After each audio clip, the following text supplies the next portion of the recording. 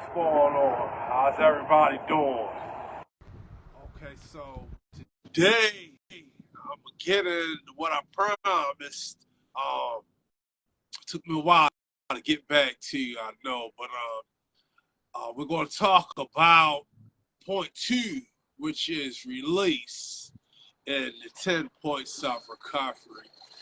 Okay, now um, this is truly how you start to get free, really get it popping, start getting towards getting closer to what you want out of life, what you really want, instead of what we oftentimes end up with. Um, it's about getting rid of the garbage, the junk. And so, of course, when we talk about release, the first thing that comes to mind probably for a lot of us, and the first thing, what's first and foremost, is what we eat, what we put into ourselves. Now, I'm not here to tell anybody what to eat. That's not my program. I have a specific diet. I will say this, though. There's a lot of products out there. There's a lot of products out there. They sell laxatives and colon cleansers and all of these different kinds of things to help flush out, you start feeling bloated, gassy, upset stomach, all these different kinds of ailments that we have. But if you practice the first point in the plan and begin to recognize what you eat, stop just eating whenever, and always thinking that the cure to your ailments, to give you more energy, to make you feel better, and all these different kinds of things, is to eat something. When you get out of that way of thinking and start tracking what you eat, and more importantly, start giving your digestive tract a rest, you'll begin to start seeing a difference. You'll start to notice a difference in how you feel. Sluggishness, the gassiness, the different kinds of things. Now, of course, that brings on a different problem. A lot of us we get what's called hangry. You haven't eaten in a while, you get irritable, or you get headaches, the different kinds of things like that. But what's important to realize is you should remember that, first of all, the human body can go 28 days without food. Okay? Remember that. Okay? The fact that you eat 3 and 4, sometimes 4 meals a day with snacks and stuff in between is really overdoing it. Because if you go for 28 days, why do you need to eat 3, 4, 5 times a day? Okay, but another thing too is those that hangry, those hunger pangs, the irritable, the attitude, the headaches. This is all manufactured by the brain. Because your stomach and you are used to eating all the time. You think that you gotta eat like that constantly. And so when you don't, you feel like you out of place. You're not in your right state. And so the brain manufactures those things. If you can learn to have some discipline, learn to sit through that, it will reward you. It's rewarding. Because what will begin to happen is you give your digestive system a chance to clear that stuff out. All that junk that you have in you, and all those things. And a lot of these sicknesses that we get, like I explained last time, it comes from overeating. You're overdoing it. You eat too much. Okay, high cholesterol, high blood sugar, heart attacks. I mean, all of these ailments, they're caused because we just eat too much.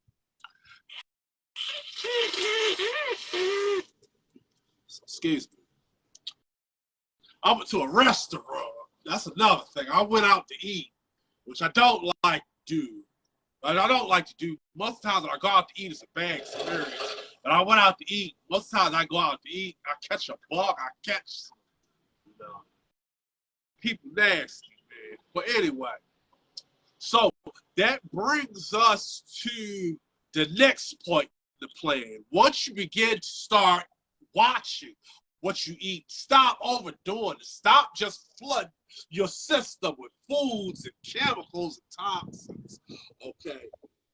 Then we come to release, because of course you eat, you got to get rid of that stuff. Now, back to what I was saying a minute ago, they sell all of these kinds of laxatives and colon cleansers. They talk about all of these different things, but understand that the biggest purpose of vegetables, okay, is digestive health.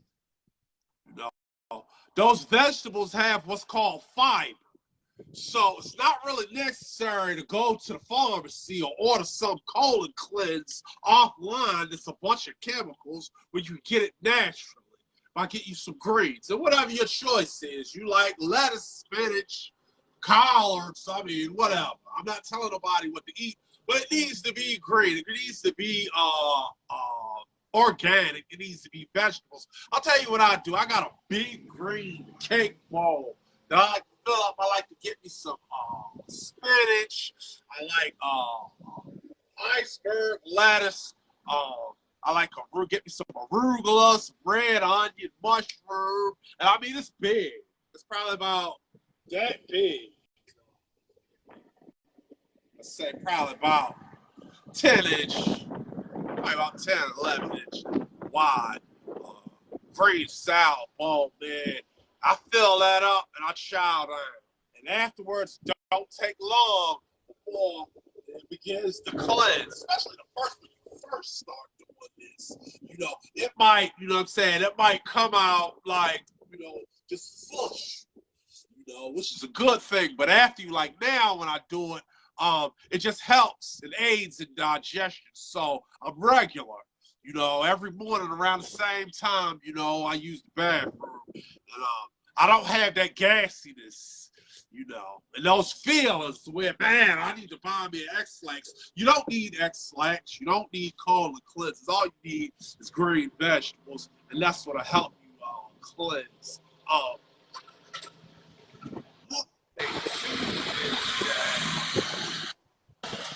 The reason why you upset a lot of times, see, what goes on in the gut plays a big, big role. As a matter of fact, it dictates how we feel. Our moods are based on what's happening in our stomach. And I want to read a passage out of 10 Points of Recovery. Read this passage that's about that. And actually, the passage is a quote from some research that I did. It is from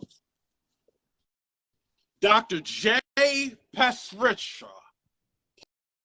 Pasricha, spelled Pasricha. I don't want to mispronounce his name, but he's director of the Johns Hopkins Center for Neurogastroenterology. All right? And what he says is the enteric nervous system, the intestines, doesn't seem capable of thought as we know it, but it communicates back and forth with our big brain on profound results. For decades, researchers and doctors thought that anxiety and depression contributed to these problems: irritable bowel syndrome, or IBS, constipation, diarrhea, bloating, pain, and upset stomach. But our studies and others show that it may be the other way around. These new findings may explain why a higher than normal percentage of people with IBS and functional bowel problems develop depression and anxiety. That's important because up to 30 to 40% of the population has functional bowel problems at some point. Okay, so what that basically means is that while you're thinking that you're mad, you're upset because of some outside influence, some outside stimulus. You know, you wake up in the morning and you angry and you looking for a reason, you looking for something to attach that feeling to. You feel bad, you're scared, nervous, and all of these different things, and you think that it's because of something outside. What it is because of what's happening in your stomach. It's a mess in there. More than life. It's a mess what's going on in there. There was this episode of the Cosby Show. I don't know if y'all remember it, but Cliff went to bed after he ate one of his hoagies. And he had this crazy dream, you know, and all this kind of stuff. Well, that's common. That we have nightmares when we overeat and we eat right before bed because that's what's going on in the gut. The gut is having a hard time digesting the foods that we eat. So again, you want to give yourself a break. You want to give yourself a break, and with what's going on in your body, whether it's a cold, runny nose, congestion, all of these things, understand that all of these things are the body's way of handling the sickness. You get sick, and we think that because I cough, because I got a runny nose, because I'm congested, or because of one of these things, that means I need to go to the doctors to cure that particular ailment. But a lot of what the doctors do is suppressing the immune system or suppressing the body's natural defense. So it's also good to let your body do its work. Give your body a break. Give yourself some help by not eating all the time. Cut down on the pills. Ibuprofen has adverse effects on kidneys. And a whole lot of us are walking around with kidney disease and don't know it. We get older, we get that back pain. A lot of that back pain ain't muscles and joints. It's that your kidneys are inflamed. Yeah. And kidney disease is one of the leading causes of death. No. So we want to watch what we eat. We want to watch how much we eat. I don't know. It's not as important. What we eat is not as important as how we eat. So you want to watch how much you're eating. Okay, you get bored. Okay, eat ain't the thing to do. Reach for a snack is not the thing to do. Okay, there's books. Read your book. Entertain something different, something new. Instead of the same kind of music you've been listening to, try a different kind of music. Try a different kind of movie. Watch a documentary. Order 10 Points of Recovery. Read. Okay. Introduce your mind to something new because that will stimulate you. And also release endorphins, which will give you that rush that'll satisfy that urge that you got to do something. It could possibly be detrimental. Okay. So, also, what I want to talk about is the release of those ideas. You know, we go through things in life, and a lot of times it's hard to let go of. You know, we have situations that plague us. And so 10 Points of Recovery is about analyzing these ideas. Okay? You need to look at your friends. You need to look at your family, your spouse, your mates, whoever. Okay? And ask yourself, ask the real question, sometimes the tough question. What is this situation that I have with these people or this individual adding to my life? And if it's not adding anything, or if what is taken away from you, okay, if the pain that it's causing, the turmoil that it's causing, if it's outweighing the positive return that you get, then that is probably what's keeping you from getting what you want out of life. Okay, a lot of us feel as though we have to save the world. Can't. World's been here way longer than you have, and what's interesting, I find, is a lot of people think that that's the way that we're supposed to be. But I'm gonna tell you something, man. Self-care, in a lot of ways, is about selflessness. You know, when you begin to really take care of yourself. See, I'm not talking about indulging. You know, you like chocolate, or you like alcohol, or you like sex, or you like drugs. Those indulgences hurt you. Okay, we're overindulging in those things. That's not self-care. But when you really begin to care for yourself, okay, you don't just eat and eat and eat. You eat just enough.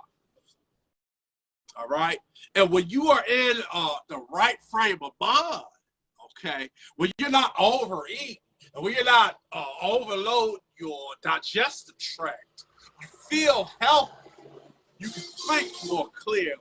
And so that puts you in a better position to help somebody else. See, so it's funny how that works. See, a lot of us think that we just supposed to go and do for others and do all these things for others and deny self. But when you do that, when you operate like that, you don't know how to help somebody else. You're not at full capacity to be able to help somebody else. You know? So self-care is a lot about when you really, really take care of yourself, you put yourself in a position to be able to help somebody else, to be helpful and to be at service, which goes into another part of another point, which is purpose, that I'll get into later. But you want to take care of yourself. You want to take care of yourself, do the right things for yourself, practice some self-discipline, some self-care, so that you can be able to think clearly and decide. And, you know, once again, see, 10 Points of Recovery is not about me telling you what to eat, what to do, how to think, what political opinion to have, or anything like that. It's about me helping you put yourself in a position so that you can do whatever it is that you want to do. All right? And so once you begin to clear yourself physically, okay, you examine the ideas that you hold. Okay?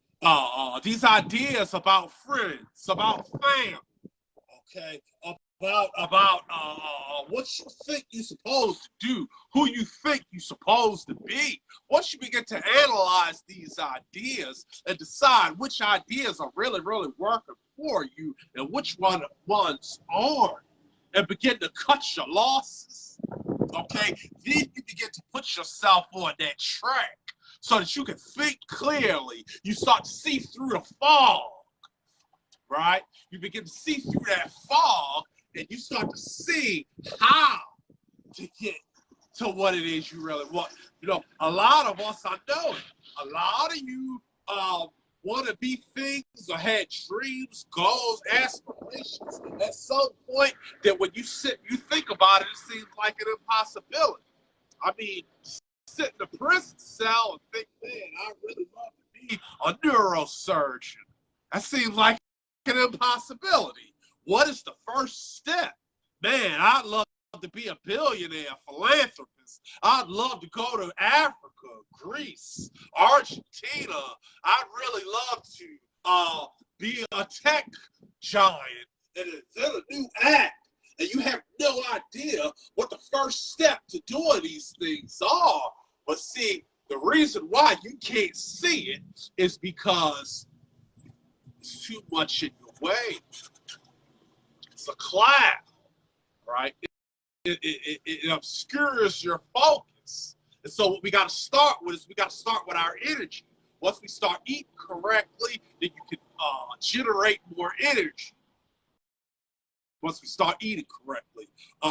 Once we learn how to get flush, get you some fiber, flush, drink water. Drink water, man. It's a blessing to have. Man, I'm going to tell you, it is a blessing to have clean water. Look at some of these programs, the kids, and some of these third world, pardon me for using that term, but some of these poorer, financially inept countries where they drinking brown water, they got to drink from the same source where the animals bathe in. They don't have anything else. They don't know how.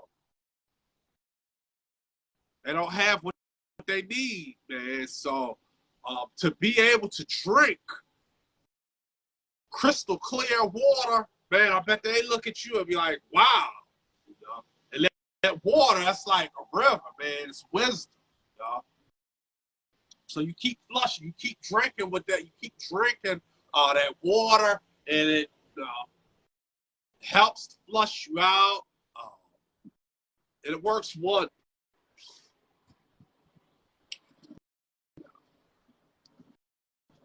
Once we begin to do this, once we begin to do these things, we can start to see what the first step is to being that neuroscientist. Is probably not as hard as you think it is. You know, I like to say to young guys, man, everybody today, and I did entertainment, I did hip hop music for quite some time. And I can understand the infatuation that comes with things that don't really have anything to do with the music. I can appreciate that. You know, the glitz, the glamour, the fly clothes, the cars, the girls, and all these different kinds of things like that. Trust me, I can understand that. But there's a whole lot of rappers. And what I want to say was that if you can speak and people gravitate to what you're saying, if you can convey messages and give people an understanding of things, you know, kicking your raps and people feeling it, understand that your talent may be more than just rap. You know, because if you can convey a message and you can get people to understand something, if you can get people to follow you, if you can get people to embrace what you have to say, listen, we need more politicians. We definitely need more politicians. We need people in state, local, and federal, and U.S. government to represent people like you. Because as of right now, we don't have that kind of representation that we need. There's a lot of people that are underrepresented. So, and that's just one thing. You know? But once you start getting into your purpose, once you start getting, it's not about passion. That's not about passion. Some people say, make your passion your purpose. Well, no, because, you know, then people start thinking that, well, eating is my passion. Sleeping around is my passion. You know, using drugs or something else, it doesn't take any effort. But your passion, your purpose has to do with how you can serve the community. How you can be a asset to people around you. That's what being important means. It means that what you do is relevant. What you do helps others. All right. And so that's what we mean by purpose. You might walk into a room. You could walk into a room and you see how to reorganize things. If you could do that and you could make that living space more livable, then that's service to somebody else. If you could design, if you could build, if you got a talent for putting things together, taking things apart, and remembering how they go together, that's going to be a service to somebody. If you can speak and attract the crowd, and attract the masses, and help them understand, give people insight, okay, to make their lives easier. That's purpose. So that's what we mean when we find purpose. And you're going to be good at it because you're naturally inclined to it. And you're going to naturally find things to help you succeed in that field. People are going to be drawn to you. It's going to help do that thing that you want to do. You know what I'm saying? And so once we get the clutter out of our minds, we remove the clutter physically and mentally.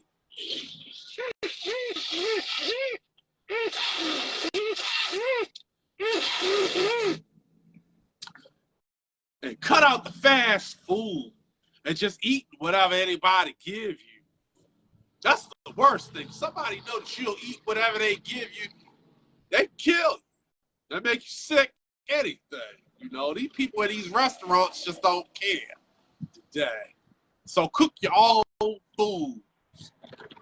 Once you begin to get all of the clutter and the junk out, right, then you'll be able to see further. Things won't have to be such a big trial and error. People talk about succeeding and making it, and like you got to go out there and just keep bumping your head, just try. Good. Well, that is the very definition of insanity. And all right, what's up, y'all? That's the very definition of insanity. And yeah. That's the very definition of insanity, is doing the same things over and over and over and expecting different results. And that's why I wrote the 10 points of recovery, because it's not about continuing. See, here's the thing. A whole lot of people chase their dreams, man, for their whole life and don't never get it. For every Snoop Dogg, for every Lil Wayne, for every Jay-Z, for every Nas, there's 100,000 rappers that ain't never made it. And they just kept rapping. And, they rap from street corners. They rap from prison cells. They rap from the courthouse. They rap from their job. They rap until their hair fell out, until, I just finally either gave up. Some of them did it until they died. And they was never able to get over that hump. They was never able to figure out exactly what it is that they needed to do, because they didn't have the tools. They didn't have to understand, right? And so these points, these 10 points, is about positioning yourself, right? Positioning yourself on that journey, leaving behind the stuff that is holding you back, and those ideas that is only plaguing you, those ideas that's not helping you get to nowhere. You just think you're supposed to do that, like eating 3 meals a day. See, eating 3 meals a day works for the food industry. That works for people, that works for restaurants, that works for grocery stores. Because as long as you think you're supposed to keep eating, you're going to keep coming back spending your money. And it even works for the pharmaceutical companies and the hospitals. See, those doctors, they know that you eat too much. And a lot of them tell you. It's not like we don't talk about obesity in America. It's not like people not telling you, watch your cholesterol, watch your fat intake, watch your sugar. It's not like people aren't telling you that, but they're not going to tell you. They're not going to tell you stop eating, because then that interferes with the food industry. I think Oprah got sued. Oprah got sued like a decade ago because she brought out this big wagon of pork and beef, and the beef industry got together. All of those companies got together and sued Oprah. She said she was messing with their livelihood, and all she was doing was telling the truth. Well, I'm going to tell you again, stop eating so much, because that is an idea that works against you. All right? Talk to your doctor, okay? Ask your doctor about your blood work. Ask your doctor, what does that mean? Don't let them gloss over things, okay? Because they'll gloss over stuff because they want to sell you a drug. They got contracts with pharmaceutical companies, okay, to sell certain drugs. And so they'll gloss over certain things, like telling you quit drinking alcohol. They'll gloss over things. They'll gloss over those things, to keep you coming back, keep you spending money. All right?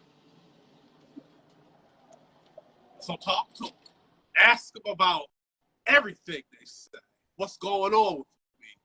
How can I cure this without having to take pills? How can I cure this without having to come and see you? A lot of times doctors will tell you the truth.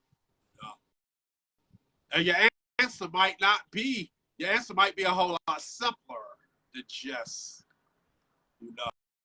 a pill. It's probably you need to cut some things out. You cut that stress out. So, 10 Points of Recovery, man. It's a really good book. It's right up the street. It's in the library, too. So you can go to check it out. And I'm going to end this, man. I think I ran my Gibbs enough. Y'all be easy. Peace.